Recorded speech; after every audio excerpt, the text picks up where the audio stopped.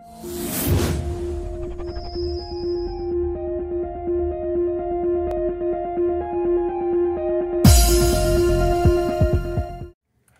Guys, welcome back to my channel Pragati commerce academy. मैं सुमित श्रीवास्तव आपका स्वागत करता हूं आज के इस नए सेशन में। जैसा कि मैंने बताया था अभी अपने एक लास्ट लेक्चर में कि अब आपका सीबीएसई का पूरा सिलेबस आ गया है टर्म वाइज, तो मैंने एक स्ट्रैटेजी भी बना दी है। एक स्ट्रैटेजी के तहत हम लोग काम कर रहे हैं। आप लोगों ने देखा होगा कि लास्ट क्लास में हमारा जो वीडियो आया था वो मनी एंड बैंकिंग के टॉपिक पर आया था और उसके कुछ एमसीक्यूज भी हमने किए थे।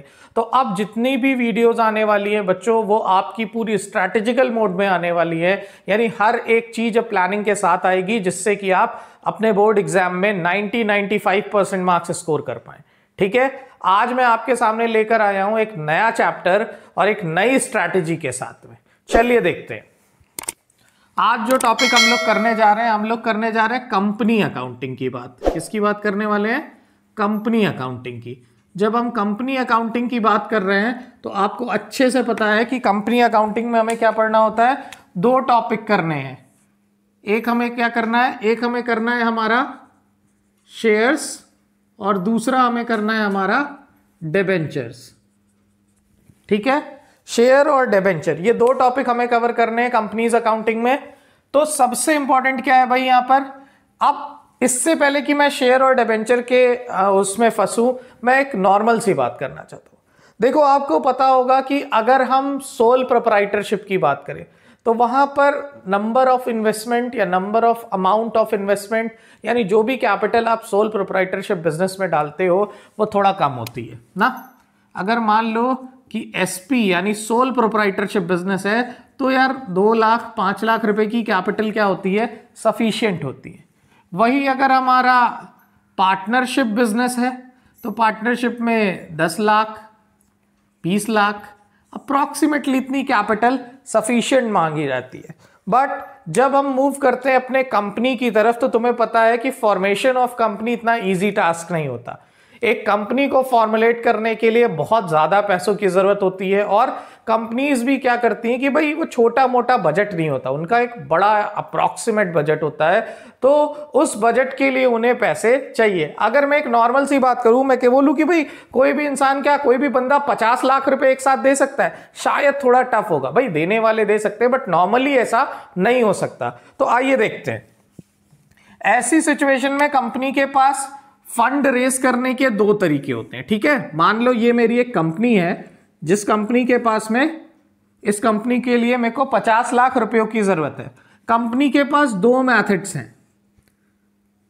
एक तरीका होता है आपका जिसको हम बोलते हैं बोरोड। ठीक है, यानी कंपनी के पास एक तरीका क्या है? बोरोड का। और दूसरा तरीका है ओन का। ओन का, ठीक है। बोरोड और ओन, या ओनर लिख लेता हूं मैं इसको, आप ऐसे ज्यादा समझ पाओगे। बोरोड का मतलब होता है भाई लोन ले लेना, यानी लोन टेकन। यानी कंपनी ने क्या किया, या तो लोन ले ले और या तो ओनर्स। ओनर्स का मतलब आपको पता ही है कि मालिक बना दे।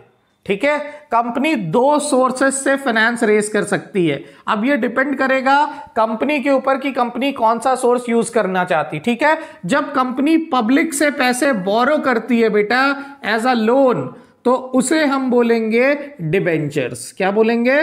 डिबेंचर्स।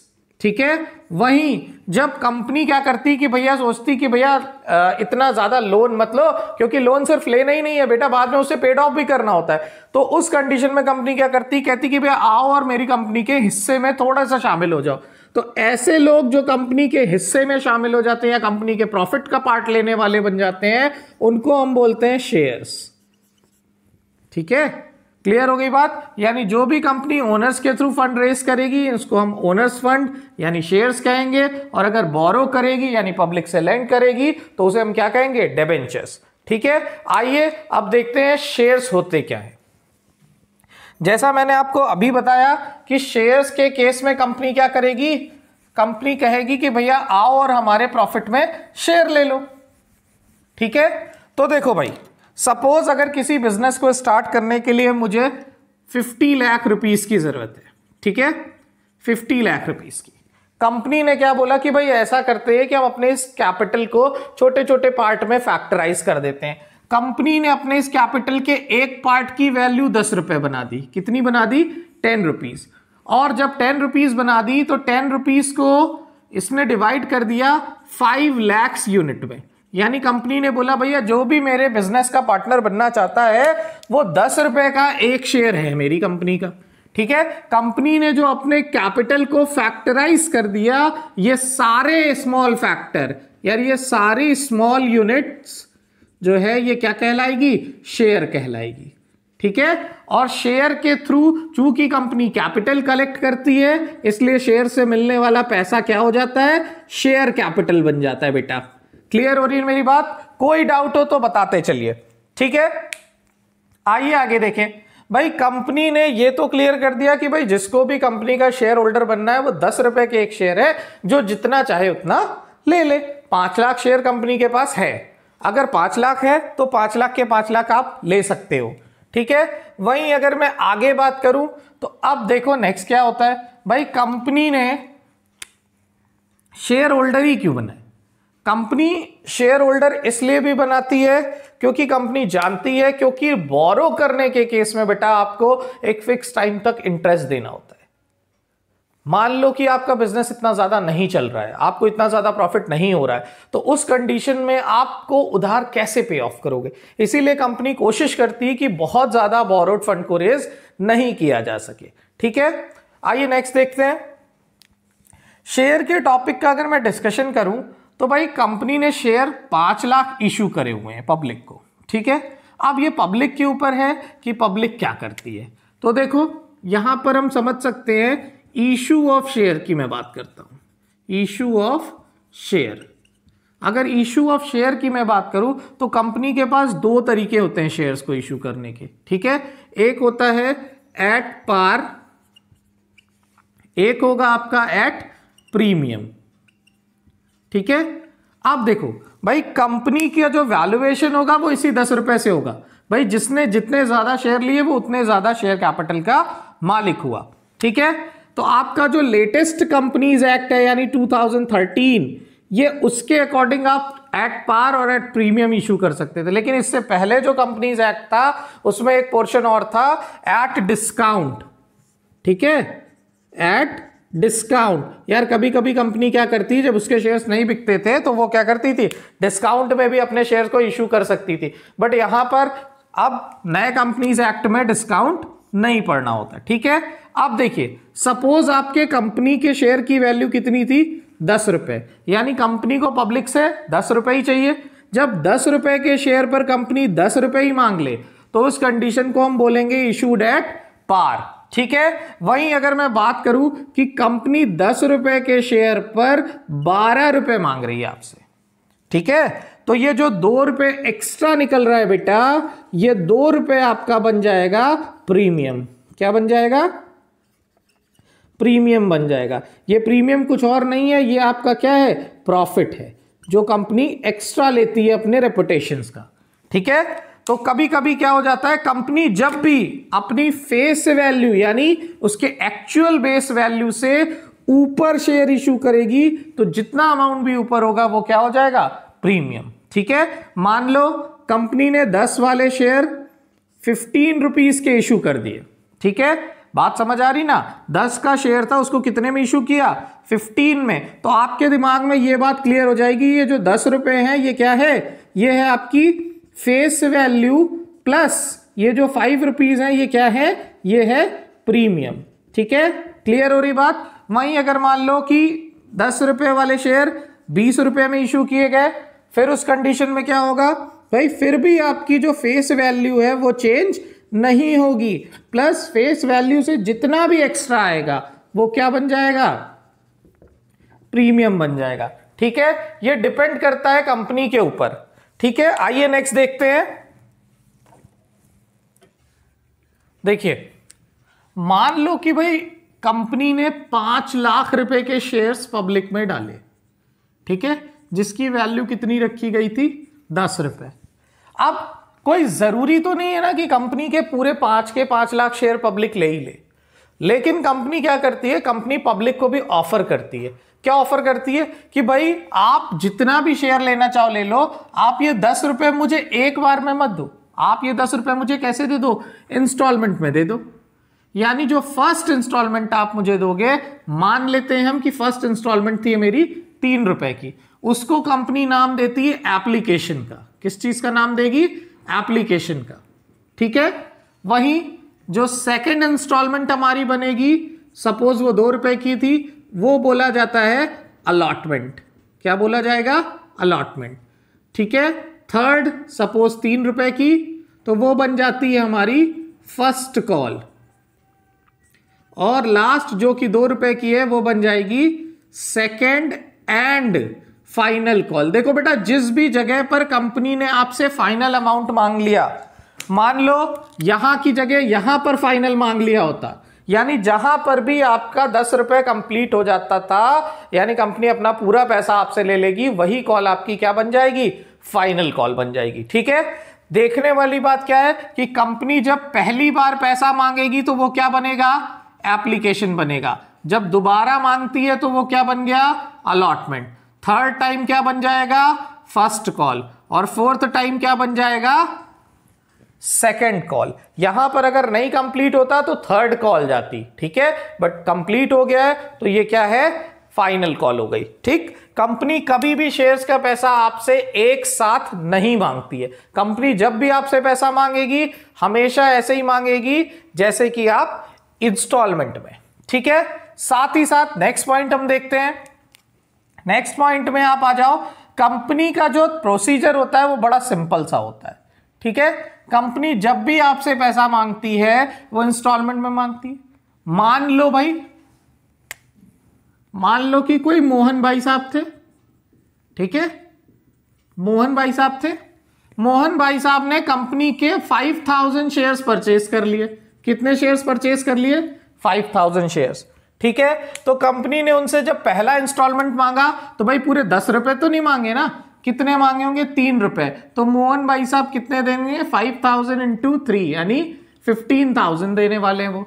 ठीक है, फिर जब सेकंड मांगा तो कितना मांगा भाई, 5000 इंटू 2, ये कितना हो जाएगा, 10000। इसी तरह से जब थर्ड मांगा तो कितना मांगेंगे, 5000 इंटू 3, ये कितना हो गया, 15000।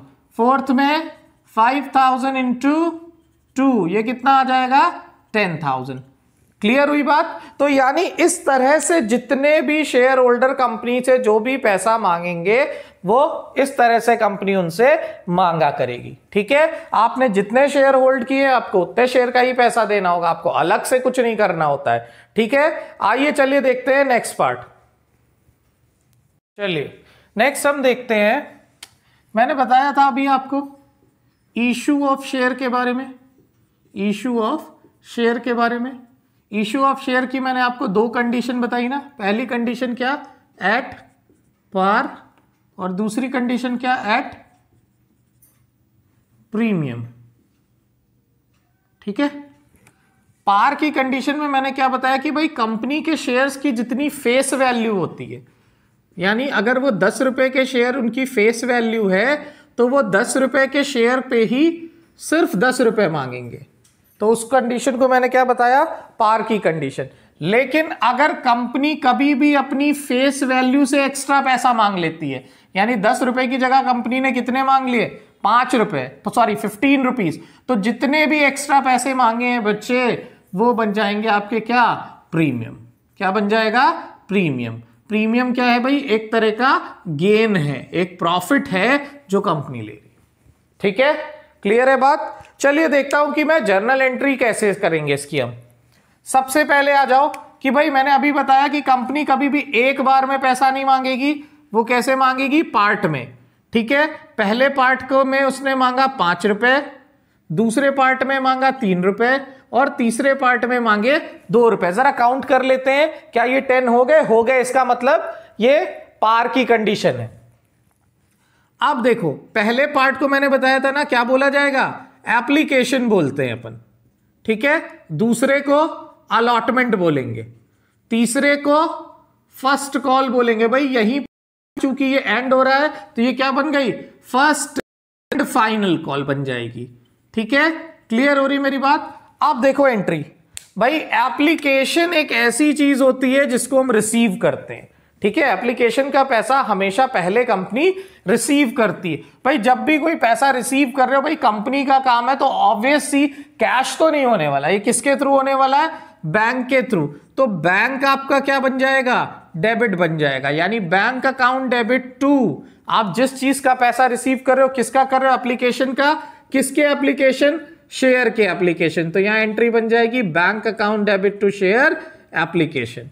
ठीक है बेटा, याद रखना हर एंट्री के दो एस्पेक्ट होंगे, यानी यहां तो पैसा रिसीव हुआ, नेक्स्ट एंट्री में ये अमाउंट क्या हो जाएगा, ट्रांसफर हो जाएगा। क्या हो जाएगा, ट्रांसफर हो जाएगा। ठीक है, जब इसको ट्रांसफर करोगे तो एक सिंपल सा लॉजिक समझ लो। लोग कहते हैं रट लो रट लो रट लो, मैं कहता हूं समझ लो समझ लो।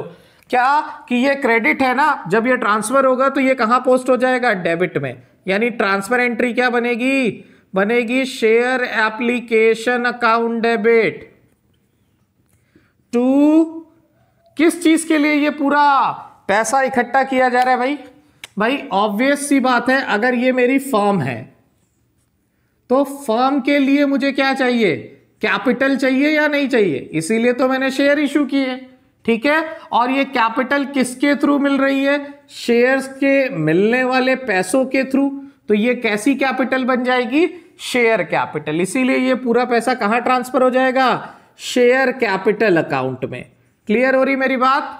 चलिए नेक्स्ट एंट्री, जब आपका एप्लीकेशन का पैसा मिल गया तो अब यहां से कंपनी इनिशिएट करेगी। कंपनी क्या इनिशिएट करेगी, कंपनी आपसे पैसा मांगेगी कि भाई आपने अप्लाई किया था इतने शेयर्स के लिए, वो मैंने आपको दे दिए, अब कंपनी को फर्दर इंस्टॉलमेंट चाहिए। तो जब कंपनी आपसे पैसा मांगती है तो नेक्स्ट एंट्री जो आप बनाओगे वो बनाओगे ड्यू की। किसकी बनाओगे, ड्यू की। अब जब कंपनी पैसा मांगेगी तो वो क्या एंट्री पास करेगी, वो करेगी entry pass share allotment account debit. ठीक है, share allotment account debit to share capital. भाई वो किस चीज के लिए पैसा मांग रही है, फिर से मैं रिपीट कर रहा हूं, कैपिटल के लिए ना, तो वो क्या बन जाएगा, शेयर कैपिटल। एक चीज बताओ, जब भी किसी व्हीकल को या किसी भी चीज को हम इंस्टॉलमेंट में लेते हैं तो उसका पैसा हमें कैसे मिलता है, जब कंपनी मांगती है। ठीक, तो कंपनी ने तो पैसा मांग लिया, अब नेक्स्ट जो एंट्री बनेगी वो बनेगी किसकी, रिसीव करने की। क्या रिसीव करने की, भैया ये अलॉटमेंट का पैसा। फिर से रिपीट कर रहा हूं, अगर एंट्री को ट्रांसफर करोगे तो ये क्या थी, डेबिट ना, तो ये कहां जानी चाहिए, क्रेडिट में जानी चाहिए। ठीक है, क्रेडिट में चली जाएगी। तो पैसा रिसीव कर रहे हो तो डेबिट में कौन आ जाएगा, बैंक, यानी नेक्स्ट एंट्री क्या बनेगी, bank account debit to share allotment. ठीक है बेटा, अब इसी तरह से अलॉटमेंट भी कंप्लीट। चलिए नेक्स्ट आ जाते हैं। नेक्स्ट हमारा क्या बचा, फर्स्ट एंड फाइनल कॉल। देखो अगर इसके बाद सेकंड एंड फाइनल हो, थर्ड एंड फाइनल हो, एंट्री का प्रोसीजर जो है वो सेम रहेगा, एंट्री का प्रोसीजर नहीं बदलेगा। ठीक है, देखो जब यहां पर आ जाओगे तो अब यहां पर हम बनाएंगे नेक्स्ट, फिर से ड्यू। ठीक है, जब यहां पर हम ड्यू करेंगे तो क्या हो जाएगा, पहले पैसा मांगना है ना, इस बार किसका मांगना है बच्चे, फर्स्ट कॉल का। तो जिसका पैसा मांगो उसको डेबिट में लिख लो, share first and final call account debit to, किस चीज के लिए पैसा मांग रहे हो भैया, कैपिटल के लिए ना, तो क्या बन गई, शेयर कैपिटल। ठीक है, नेक्स्ट एंट्री किस चीज की बनाते हो आप, रिसीव करने की। तो जितना भी आपने बनाया है वो क्या कर दोगे, रिसीव, और जब भी रिसीव करोगे तो बैंक को हमेशा क्या कर लेना, debit, bank account debit to share first and final call. ठीक है बेटा, जितना भी पैसा मांगा है वो इनको दे दिया जाता है। ठीक, अगर सेकंड कॉल होती तो सेकंड कॉल की भी कैसे बनती, पहले ड्यू करते और फिर रिसीव। एक एप्लीकेशन को छोड़कर बाकी सारी चीजें ड्यू और रिसीव होती है। हमारी जो भी एप्लीकेशन होती है वो क्या होगी, वो पहले रिसीव होती है और दूसरी एंट्री में क्या होगी, ट्रांसफर होगी। लेकिन उसके अलावा, एप्लीकेशन के अलावा, चाहे वो अलॉटमेंट हो, फर्स्ट कॉल हो, सेकंड कॉल हो, फाइनल कॉल हो, थर्ड कॉल हो, कोई भी कॉल हो, वो सारी क्या होगी, पहले ड्यू होगी और फिर रिसीव। क्लियर हो रही बात? कोई कंफ्यूजन आपको होनी नहीं चाहिए, एकदम एक एक पॉइंट क्लियर होना चाहिए। ठीक है, आइए अब मैं आता हूं प्रीमियम की तरफ। देखो मैंने अभी तुमसे बोला ना कि प्रीमियम में कुछ अलग नहीं करना। प्रीमियम का मतलब क्या होता है? प्रीमियम का मतलब होता है जहां पर आपने आपकी फेस वैल्यू से ज्यादा पैसा कंपनी को दिया। वो कोई भी कंडीशन जहां पर आपकी फेस वैल्यू से एक्स्ट्रा पैसा आपने पे किया है वो क्या बन जाएगा, प्रीमियम बन जाएगा। ठीक है, तो इस चीज को देखते हैं। आइए चलिए भाई, नेक्स्ट हम देखते हैं क्या, प्रीमियम की कंडीशन। मैं फिर से आपको बोल रहा हूं कि जब भी शेयर को उसकी फेस वैल्यू से एक्स्ट्रा अमाउंट पर इशू किया गया है तो वो क्या बन जाता है, प्रीमियम बन जाएगा। ठीक है, ये चीज हमेशा ध्यान रखना है। वैसे तो क्वेश्चन आपको इस चीज के लिए आइडेंटिफाई कराता है, अगर नहीं भी कराता है तो आप काउंट कर लो। ठीक है, अब देखो सपोज यहां पर आपसे फर्स्ट जो कि एप्लीकेशन होता है, एप्लीकेशन के टाइम पर कंपनी ने आपसे 5 रुपए मांग लिए। ठीक है, नेक्स्ट अपना जो सेकेंड इंस्टॉलमेंट होता है वो क्या कहलाता है, वो कहलाता है allotment 99%। Let me tell you, यहां पर आपसे 10 रुपए मांगे कंपनी ने। कितने मांग लिए, 10 रुपए। ठीक है, ऐसा करते हैं 10 नहीं करते, इसको थोड़ा और कम कर लेते हैं। यहां पर कंपनी ने आपसे 8 रुपीज मांग लिए और ब्रैकेट में क्या दे दिया, इंक्लूडिंग प्रीमियम। ठीक है बेटा, इंक्लूडिंग प्रीमियम। ठीक, थर्ड कॉल पे जब आप आ गए थर्ड पे, तो थर्ड पे जो भी पैसा मांगते हैं उसको हम क्या बोलते हैं, फर्स्ट कॉल। ठीक है, अगर यहां पर कंप्लीट हो जाता है तो फर्स्ट एंड फाइनल हो जाएगी ये। तो यहां पर देखिए 2 रुपए यहां पर मांग लिए गए। ठीक है, तो जरा अब आओ काउंट कर लेते हैं। 5 और 8 13 और 2 15, यानी 15 रुपीज यहां पर आपको रिसीव हो रहा है। यानी आपकी फेस वैल्यू कितनी होती है बेटा, 10 रुपए, उससे कितना पैसा एक्स्ट्रा रिसीव कर रहे हो, 5 रुपए।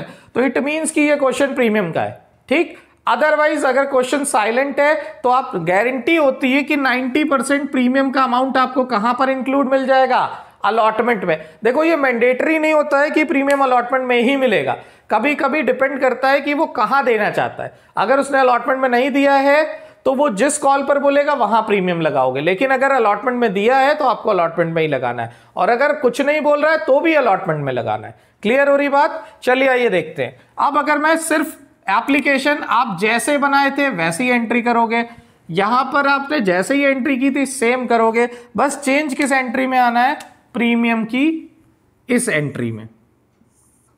यहां पर अलॉटमेंट के नाम पर आपने पब्लिक से कितने पैसे ले रखे हैं बच्चे, 8 रुपए। लेकिन ये पूरे 8 रुपए, क्या ये पूरा पैसा आइडियली शेयर कैपिटल का है या नहीं है, पहले ये समझ लो। ठीक है, तो मेरा जवाब है नहीं है, क्योंकि शेयर कैपिटल हमेशा जितनी उसकी फेस वैल्यू है उतनी ही होगी। यानी इस 8 में से कितना रुपए प्रीमियम इंक्लूड था, 5 रुपए, तो 5 रुपए तो आपका क्या बन गया, प्रीमियम के बन गए। ठीक है, कितने रुपए रेस्ट बच रहे, 3 रुपीज, तो 3 रुपीज आपके कहां पर जाएंगे, कैपिटल में। क्लियर हो रही मेरी बात ना? जितना भी प्रीमियम को छोड़कर बचता है वही कैपिटल होगी, प्रीमियम आप अलग रखोगे। क्यों? क्योंकि ये प्रॉफिट का पार्ट है। ठीक है, अब आ जाइए भाई, मैंने बताया था ना कि एक एप्लीकेशन को छोड़कर बाकी पैसा पब्लिक मांगती नहीं है, कंपनी मांगेगी। जब कंपनी ड्यू करेगी तो ड्यू के टाइम ही कंपनी बोल देगी भैया ये पैसे चाहिए। क्या चाहिए, share allotment account debit to share capital, और चूंकि प्रीमियम क्या है भाई, प्रॉफिट है, प्रॉफिट हमेशा क्रेडिट होगा, तो टू यहां पर प्रीमियम को लिखा जाता है सिक्योरिटीज प्रीमियम। किस नाम से लिखोगे, सिक्योरिटीज प्रीमियम के नाम से। ठीक है, क्लियर हो रही बात? तो आपकी एंट्री बन गई। ये एंट्री किसकी बनी बेटा, ड्यू की। सर रिसीव भी तो करना होगा भाई, पैसे मांगे हैं तो पैसे मिलने मिलने भी तो चाहिए। तो बेटा रिसीव का कोई चेंज नहीं, जब भी रिसीव करोगे तो बैंक को क्या कर देना है, डेबिट। क्रेडिट किसको करना है, जिस चीज का पैसा मांगा था, यानी शेयर अलॉटमेंट को। ठीक है, देखो इसमें मैं एक फिगर ले रहा हूं, नहीं कंफ्यूज हो जाओगे। क्या कि भाई टोटल अलॉटमेंट के नाम पर कितने पैसे मांगे थे आपने, सर 8 रुपए मांगे थे, तो 8 रुपए मिल गए आपको। ठीक है, जिसमें आपकी शेयर कैपिटल कितनी थी, सर 3 रुपए की थी। प्रीमियम कितने थे, 5 रुपए के थे। क्या ये एंट्री बैलेंस है, यस सर।